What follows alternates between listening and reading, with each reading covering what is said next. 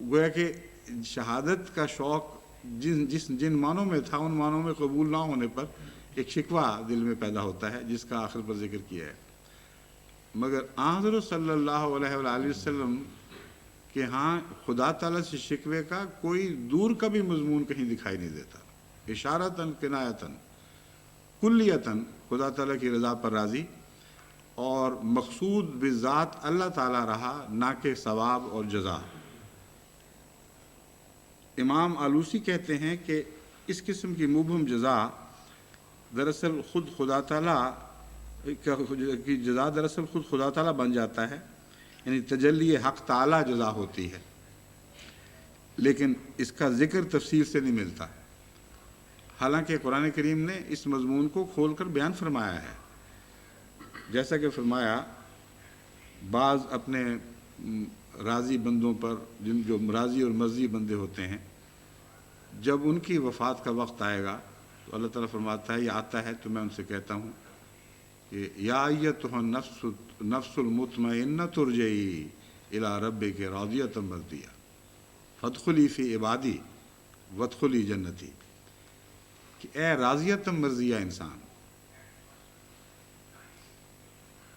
ارجعی الی ربک راضیۃ مرضیہ، اے بندہ جو میرا بندہ ہے، جو اب میری روح میرے سپرد کرنا چاہتا ہے، میری طرف لوٹ آ، ایسی حالت میں لوٹ آ کہ تو راضی اور مرضیہ بھی ہے، تو مجھ سے راضی رہا ہمیشہ اور میں ہمیشہ تجھ سے راضی رہا۔ فادخلی فی عبادی، یہاں جنت کے مضمون کو پیچھے پھینک دیا ہے۔ جنت تو ان کی تمنا ہی نہیں تھی، ان کی تمنا تو رضائے باری تعالیٰ تھی، تو فرمایا فادخلی فی عبادی، میں تجھے یہ مرتبہ عطا کرتا ہوں کہ میرے عباد میں شامل ہو۔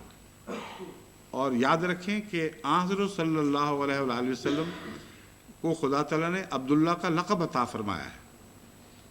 اگرچہ سب انبیاء عباد اللہ تھے، مگر عبداللہ لقب سوائے حضرت محمد رسول اللہ کے کسی کو عطا نہیں ہوا، بس یہاں بھی سر فہرست آپ ہی ہیں، وہ عباد جن سے یہ خطاب ہوگا فادخلی فی عبادی وادخلی جنتی۔ اس میں دیکھیں جنت کو پیچھے رکھا ہے، تو جزا کو مبہم رکھا تو گیا ہے، لیکن اس ابہام کی تشریح خود قرآن کریم نے دوسری جگہ بیان فرما دی ہے۔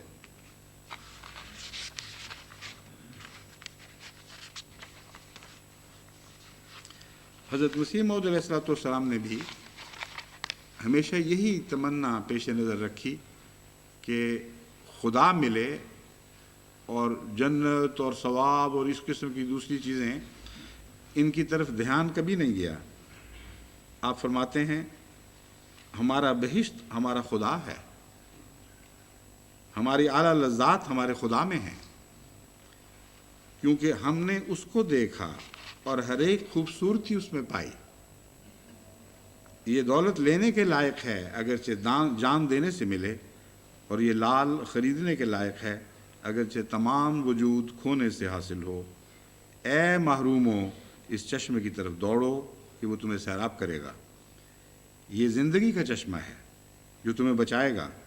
میں کیا کروں اور کس طرح اس خوشخبری کو دلوں میں بٹھا دوں، کس دف سے میں بازاروں میں منادی کروں کہ تمہارا یہ خدا ہے تا لوگ سن لیں، اور کس دوا سے میں علاج کروں تا سننے کے لیے لوگوں کے کان کھلیں۔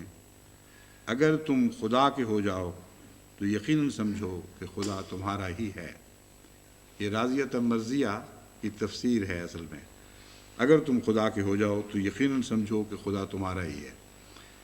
اس میں راضیتاً کے نتیجے میں مرضیہ کی نعمت عطا ہوتی ہے، یہ یاد رکھنے والا نقطہ ہے۔ اور عجیب بات ہے کہ خدا نے اپنا ہونا بندے کے اختیار میں رکھ دیا ایک قسم کا، اور یہاں بھی جبر اور قدر والی بحث حل ہو جاتی ہے اس مقام پر پہنچ کے۔ ویسے تو خدا کی مرضی کے خلاف کون ہے جو خدا کو اپنا سکے، لیکن خدا نے اپنی مرضی خود بندے کے ہاتھ میں رکھ دی۔ جہاں تک عشق کا تعلق ہے، جہاں تک محبت کا تعلق ہے، فرمایا فیصلہ کرنا اور مجھ سے محبت کرنا تمہارا کام ہے۔ اگر تم کرو گے، تم راضیہ ہو، تو میں یقین دلاتا ہوں کہ مرضیہ بھی بن جاؤ گے۔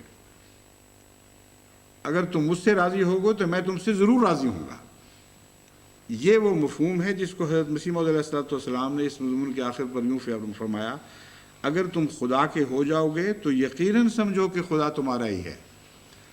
بس اس کا فیصلہ کہ ہمارا انجام کیسے ہوتا ہے، ہم عباد الشکور میں شامل ہوتے ہیں یا نہیں ہوتے، کوئی ایسا فیصلہ نہیں ہے جس کے لیے مرنے کا انتظار کرنا پڑے یا اگلے جہان جا کر معلوم ہو کہ کیا ہوگا۔ ہر انسان اپنے نفس پر بصیرہ ہوتا ہے، وہ جانتا ہے کہ میں کون ہوں اور کیا ہوں اور کس کا ہوں۔ وہ جو دنیا کے ہیں ان کو بھی علم ہے کہ وہ دنیا کے ہیں، وہ جو خدا کے ہیں ان کو علم ہے کہ وہ خدا کے ہیں۔ بس جن کا علم ان کے تجربے پر مبنی ہو اور روزمرہ کی زندگی میں جب بھی خدا اور غیر خدا کے سوالات اٹھتے ہوں اور ہر بار وہ خدا کی طرف مڑتے ہیں اور غیر اللہ کو چھوڑ دیتے ہوں، ان کے متعلق یہ خوشخبری ہے کہ اگر تم خدا کے ہو جاؤ گے، یعنی یقیناً تم خدا کے ہو چکے ہو، تو یقیناً سمجھو کہ خدا تمہارا ہی ہے۔ بس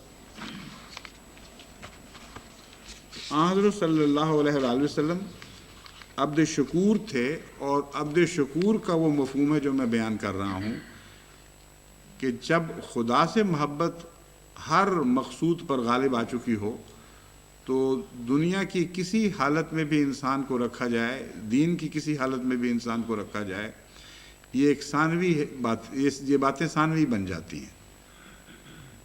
خدا اول ہے، اور شکر اس بات پر ہے کہ خدا میرا ہے اور میں خدا کا ہوں۔ اس لیے خدا تعالیٰ کی طرف سے کڑوا پھل ملے یا میٹھا پھل ملے، یہ بے معنی اور بے تعلق بات بن جاتی ہے۔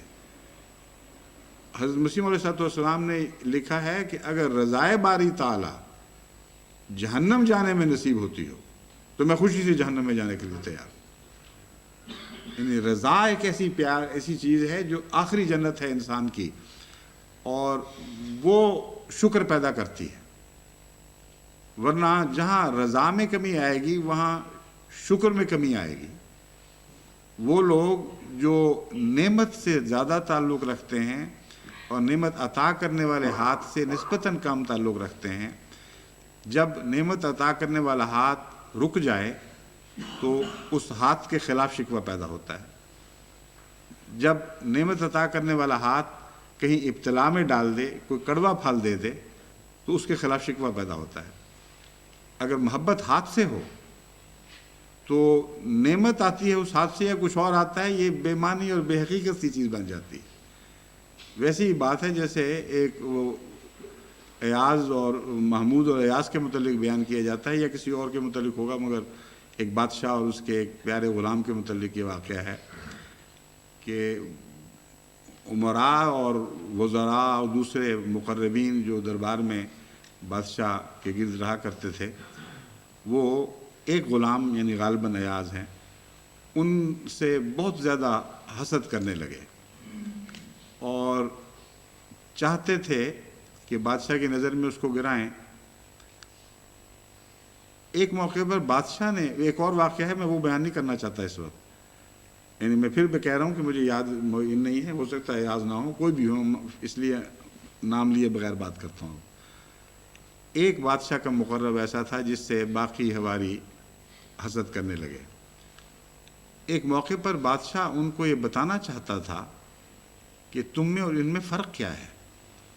چنانچہ ایک دفعہ ایک بہت ہی بڑا اور خوشنما سردہ یا گرما اس قسم کی کوئی چیز بادشاہ کو پیش کیے گئے۔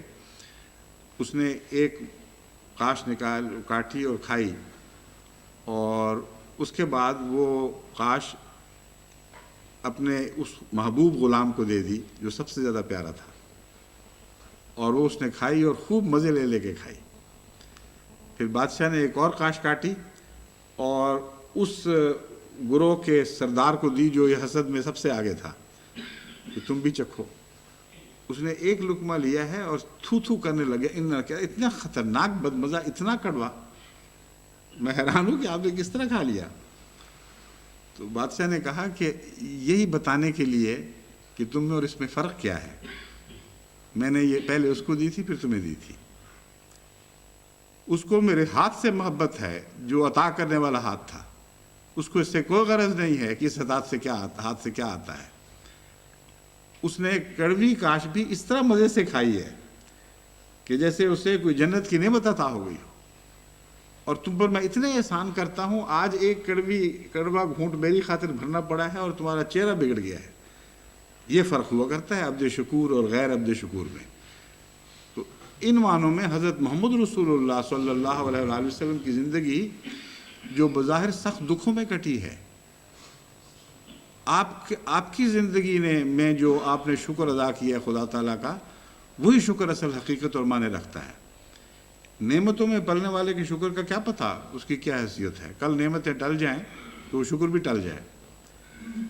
لیکن جس شخص کی آغاز سے لے کر انجام تک دنیاوی دکھوں میں زندگی مبتلا ہوئی ہو، جس کی پیدائش سے پہلے اس کے والد کا انتقال ہو چکا ہو، چھوٹی عمر میں جس کی والدہ اس کو چھوڑ کر چلی گئی ہو، اپنے رشتہ داروں میں پلا ہو، جس نے جب خدا کی خاطر ایک دعویٰ کیا ہو تو سارے عزیز اس کو چھوڑ چکے ہوں سوائے ایک آدھ کے، اور سارے وہ اپنے ہم قوم، ان کے سردار، ان کے چھوٹے اور بڑے سب، جو پہلے امین اور صدیق کہا کرتے تھے، وہ جھوٹا اور قسم کے گندے ناموں سے اس کو یاد کرنے لگے، اور پھر اول سے آخر تک مسلسل جد و جہد میں زندگی کٹے، سارا دن خدا کے کام کرے اور سارا رات خدا کے حضور کھڑا رہے، یہاں تک کہ اس کے پاؤں سوج جائیں۔ وہ عبد شکور ہے، اور اول معنوں میں اسی کی متعلق ذکر ہے کہ جب وہ خدا کے حضور حاضر ہوگا تو اس وقت خدا کی آواز اس کو سنائی دے گی، یا ایتھا النفس المطمئنۃ ارجعی الی ربک راضیۃ مرضیہ فادخلی فی عبادی وادخلی جنتی۔ میرے نزدیک وہ جنت کھلی ہی نہیں جب تک محمد رسول اللہ واپس نہیں گئے۔ عباد کا سردار جب تک داخل نہ ہو، کسی اور کا کیا کام ہے کہ اس کا افتتاح کرے اس جگہ کا۔ دنیا کی چھوٹی چھوٹی چیزوں میں بھی جب افتتاح ہوتے ہیں تو سردار کو بلایا جاتا ہے۔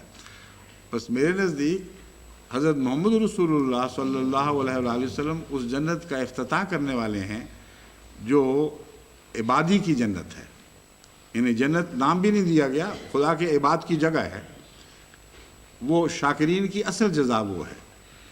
بس اس شکر کے مفہوم کو سمجھ کر اگر جماعت احمدیہ ان سب فضلوں پر خدا کی شکر گزار بنے جو ہر طرف سے آسمان سے بھی نازل ہو رہے ہیں اور زمین سے بھی ابھر رہے ہیں، تو جتنا شکر آپ زیادہ کریں گے اتنا ہی نعمتیں بڑھیں گی۔